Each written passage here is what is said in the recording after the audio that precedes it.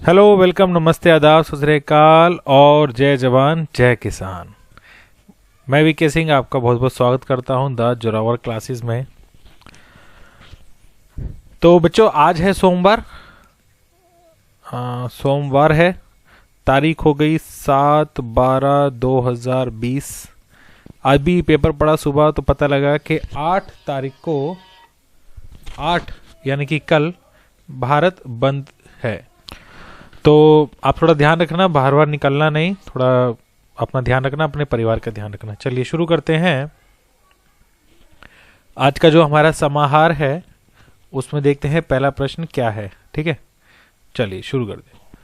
खड़ी बोली का मूल नाम क्या है? बताइए, खड़ी बोली का मूल नाम पूछा है। मैथिली, कौरवी, अवधी या उपरोक्त में से कोई नहीं? जी बताइए जल्दी से। खड़ी बोली का मूल नाम। जी बहुत बढ़िया, जवाब आ गया है। खड़ी बोली का मूल नाम है कौरवी। ठीक है, चलिए बहुत बढ़िया। जो बच्चे हिंदी पढ़ रहे हैं वो उनसे अनुरोध है कि वो अपने नोट्स बनाते रहे अच्छे से। ठीक है ना, बिना नोट्स के ऐसे कोई पढ़ाई नहीं होती है, सिर्फ क्वेश्चन को करने से पढ़ाई नहीं होती है। ठीक है, जैसे मान लीजिए हमने बोला खड़ी बोली का मूल नाम, तो ये आपको पता होना चाहिए कि खड़ी बोली से पहले क्या नाम था, उससे पहले क्या नाम था, ब्राह्मी था, फलाना था। ये आप एक लिस्ट बना रही है, ठीक है, तभी आपको पता रहेगा। अभी डिस्कशन नहीं करेंगे, सिर्फ क्वेश्चन पे ध्यान देंगे। अगला प्रश्न है, जलता है यह जीवन पतंग में। ठीक है, जलता है यह जीवन पतंग, यहां तक है। ठीक है, याद रखना। में उपमेय है, इसमें उपमेय बताना है आपको। क्या उपमेय है? जीवन पतंग या जलता? बताइए जल्दी से। जी, उपमेय की पहचान करनी है। जी बहुत बढ़िया, इसमें सही उत्तर है हमारा ए। ठीक है जी, बहुत बढ़िया बहुत बढ़िया। अगला प्रश्न कर रहे हैं नंबर 3। निम्न में से किस शब्द में इन अथवा ई प्रत्यय नहीं है? जी ध्यान से देखना, इन नहीं होगा और ई नहीं है। ठीक है जी, आसान है, देखने से पता चल जाएगा। अगर ये भी नहीं हो पा रहा तो बेटा कैसे करोगे? ठीक है, कह रहा प्रत्यय नहीं है, तो देखिए आप ध्यान से देखिए। पंडिताइन है ना, पंडिताइन में कौन सी मात्रा दी गई है? छोटी की मात्रा दी गई है, और दिख भी रहा है यहाँ पे, तो मात्रा बड़ी बड़ी हैं सारी। समझ में आ गई बात? ठीक है जी, बहुत बढ़िया। चलिए आगे चलते हैं। प्रश्न नंबर 4 करते रहिए बेटा, इसी तरह से प्रैक्टिस लगातार जुड़े रहिए। निम्न में से कौन सा तद्भव शब्द है? तद्भव शब्द ध्यान से देखिए, आसान है, कर लेंगे आप सब। दिनकर, दिवाकर, प्रभाकर, सूरज। जी बहुत बढ़िया, सूरज आंसर आ गया है। सूरज है इसका तद्भव, और सूरज का जो तत्सम है वो क्या है? सूर्य। क्लियर? बहुत बढ़िया बच्चों, अच्छी सही प्रश्न करने पे आपको एकदम ऊर्जा मिल जाती है ना, तुरंत राजी हो जाते हैं सभी। चलिए, निम्न में से ऋस्व स्वर कौन से हैं?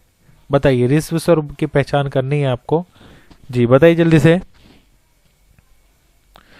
जी बताइए कौन कौन से हैं? स्वर जब पढ़ाए थे तो उसमें बताया थे मैंने, ऋस्व स्वर और दीर्घ स्वर। जिन्होंने नहीं देखे हैं पुरानी वीडियोस देख लीजिए, पता लग जाएगा आपको। जी सही उत्तर आ गया है बच्चों का। अ, ई, उ, ये हैं हमारे ऋस्व स्वर, ऋस्व स्वर, ऋस्व स्वर। ठीक है, याद रखेंगे, भूल नहीं जाना। आगे बढ़ते हैं। प्रश्न नंबर 6 क्या बोल रहा है? शिष्य के द्वारा गुरु को पत्र में संबोधन होगा। ठीक है, शिष्य के द्वारा गुरु को पत्र होगा तो उसमें संबोधन कैसे करेंगे? प्रिय गुरुजी, श्रद्धेय गुरुजी, साप्रेम नमस्ते या भवदीय? जी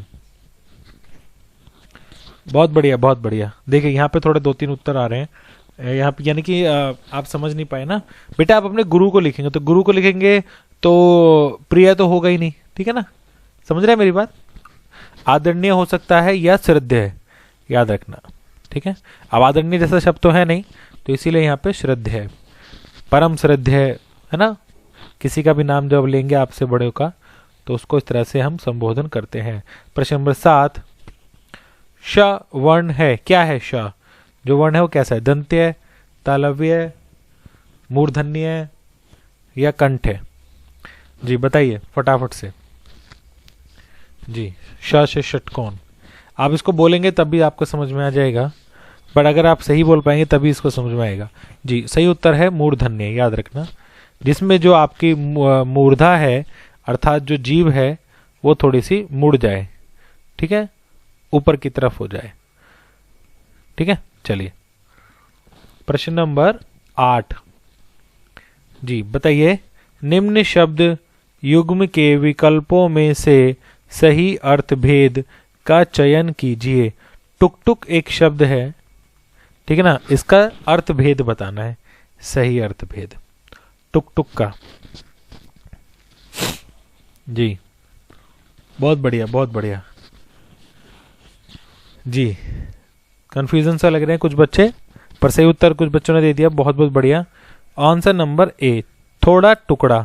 थोड़ा टुकड़ा निम्न शब्द का अर्थ भेद है, ठीक है ना। जी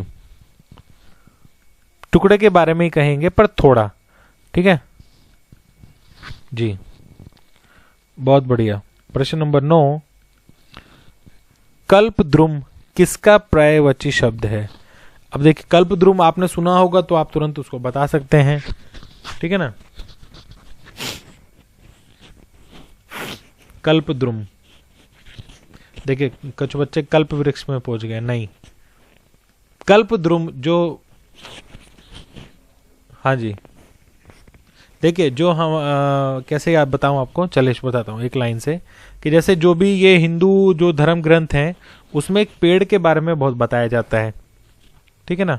जो पेड़ वर्णित है उसमें इसको कहा जाता है कि भैया ये इससे मनोकामना पूर्ण होती हैं, तो उसको कहा जाता है बोधि वृक्ष। देखिए आंसर आने लग गया, थोड़ा बताते हैं ना। तो जो बोधि वृक्ष है, ठीक है ना, उसे ही कल्पद्रुम कहते हैं, याद रखना। जो बोधि वृक्ष है उसे ही कल्पद्रुम कहते हैं। और कल्पद्रुम से याद आया, एक कहीं पढ़ा था, कल्पद्रुम एक रचना है, ठीक है ना, जो कि किसके द्वारा रची गई है? याद रखना लक्ष्मीधर। ये बड़ी बड़ी परीक्षाओं में पूछ लिया जाता है, जहाँ पे हिंदी की थोड़ी सी गूढ़ परीक्षा आ जाती है बड़े लेवल की, तो वहां पे जब रचनाएं पूछते हैं ना कि कुमार संभवम किसकी है, ठीक है ना, ये इस तरह से कादम्बनी ये किसकी लिखी हुई है वगैरह वगैरह, तो कल्पद्रुम एक जगह देखा था मैंने पढ़ के, तो ये बहुत गूढ़ शब्द हो जाता है, गूढ़ प्रश्न हो जाता है, ठीक है। कल्पद्रुम किसकी रचना है? याद रखना लक्ष्मीधर। जी आगे बढ़ते हैं, प्रश्न नंबर 10 पढ़िए, आसान है। शिव का पर्यायवाची है, क्या है शिव का पर्यायवाची? शिवालय, रुद्र, रुद्राक्ष या हरि? बताइए। बहुत बढ़िया बच्चों, बहुत बढ़िया, बहुत बढ़िया। शिव का पर्यायवाची क्या है? रुद्र, है ना, ठीक है। आपने देखा रुद्र रूप, ठीक है, तो रुद्र रूप जो है वो शिव का ही होता है। शिवालय तो स्थान का नाम है और रुद्राक्ष एक वस्तु है, ठीक है। और जो हरि है, हरि तो आप जानते होंगे, हरि किसको बोलते हैं? हरि बोलते हैं विष्णु को, ठीक है जी, बहुत बढ़िया, बहुत बढ़िया। मैंने हरि का एक बंदर भी देखा था, हरि को बंदर भी बोलते हैं, याद रखना, बोला नहीं। तो चलिए अब टाइम है अपने अपने स्कोर बताने का। आप फटाफट से अपना स्कोर बता दीजिए कि आपका कितना स्कोर आज के डेट में हुआ है। बहुत बढ़िया, बहुत बढ़िया, तुरंत स्कोर दे रहे हैं बच्चे, शाबाश बच्चों शाबाश। इसी तरह आप पढ़ते रहिए, मेहनत करते रहिए। और जैसे कि मैंने बताया कि थोड़ा जो दिल्ली और दिल्ली के आसपास में रहते हैं वो थोड़ा रोडों पे और मतलब कल जाना थोड़ा अवॉइड करें, क्योंकि आपको थोड़ी समस्या आएंगी। अगर आपका कल का कोई प्लान है तो थोड़ा सा उसको पोस्टपोन कर दीजिए। अगली वीडियो में दोबारा से जल्दी मिलेंगे आपके साथ, तब तक अपना और अपने घर वालों का ध्यान रखिए। जय हिंद, जय भारत, जय हिंदी।